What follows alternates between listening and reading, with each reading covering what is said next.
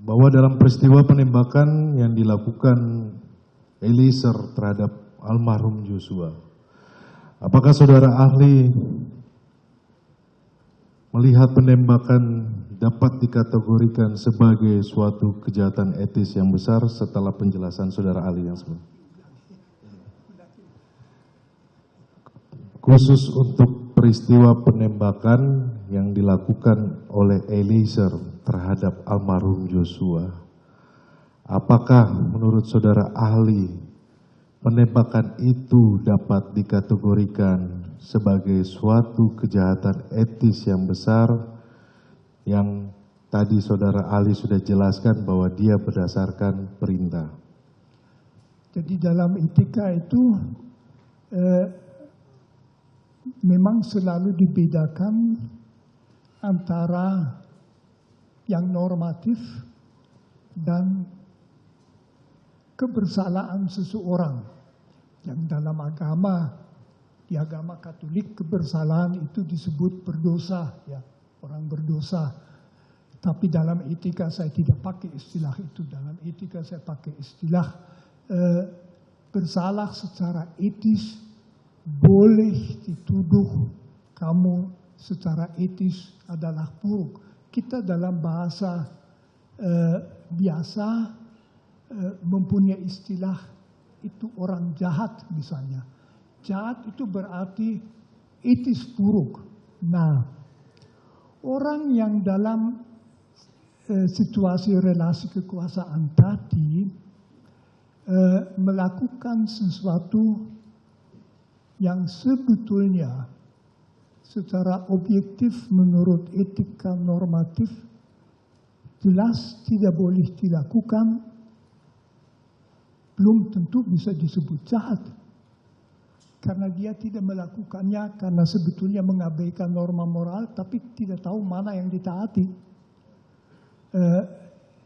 Penilaian moralnya itu dalam suara hati keliru. Dalam etika faham suara hati yang keliru banyak dibicarakan. Di situ dikatakan orang wajib untuk membentuk suara hati, jadi supaya perasaan moral sesuai dengan norma-norma objektif. Tetapi orang yang sesudah melakukan sesuatu sadar, wah keliru itu, tidak berarti bahwa sebelumnya dia orang jahat. Jadi dari sudut kebersalahan pribadi itu amat sangat relevan. Yang dinilai pada orang adalah secara etis, tanggung jawab etis di dalam kasus itu. Jadi sejauh mana dia bertanggung jawab. Tanggung jawab seperti tadi saya katakan, makin dia bingung, makin dia mungkin merasa antara dua kewajiban, jangan melakukan ini, tetapi taatilah. Kebingungan itu mengurangi kejelasan suara hati, dia bisa keliru tanpa boleh disebut jahat atau itu. Terima kasih untuk penjelasan saudara ahli.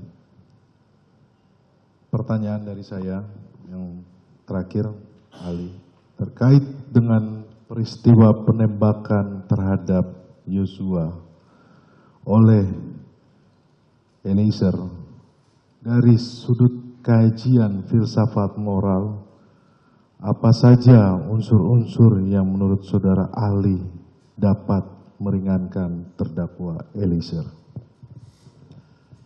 Menurut saya yang tentu paling meringankan adalah kedudukan yang memberi perintah itu.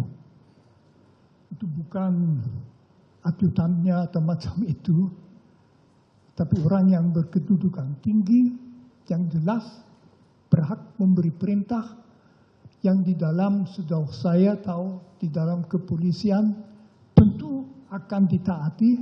Jadi tidak mungkin orang katanya Eliezer itu 24 tahun umurnya, jadi masih muda itu, ya laksanakan, itu budaya laksanakan.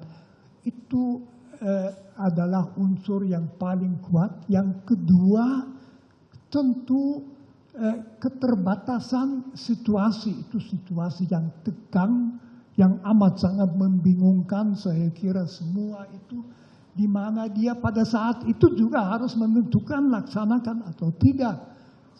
Tidak ada waktu untuk melakukan suatu pertimbangan matang, di mana kita umumnya kalau ada keputusan yang penting mengatakan coba ambil waktu tidur dulu.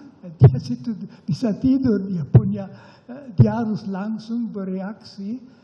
Menurut saya itu tentu dua faktor yang secara etis sangat meringankan.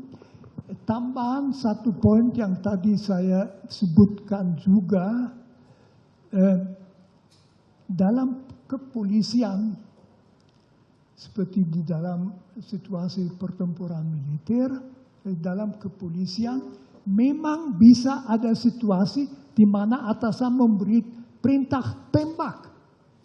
Itu di dalam segala profesi lain tidak ada itu, di mana perintah itu. Jadi bahwa seorang atasan polisi memberi perintah tembak itu tidak total, sama sekali nggak masuk akal. Kalau ketua sekolah tinggi filsafat Driakara tersinggung berat menyuruh saya punya pistol, saya tidak punya, menembak, ya jelas saya ke masa. Tapi di polisi itu lain, karena atasannya dia dalam situasi tertentu bisa memberikan, berarti juga bahwa resistensi di dalam yang menerima perintah itu lebih lemah karena dia tahu itu kadang-kadang mungkin. Ini jawaban saya.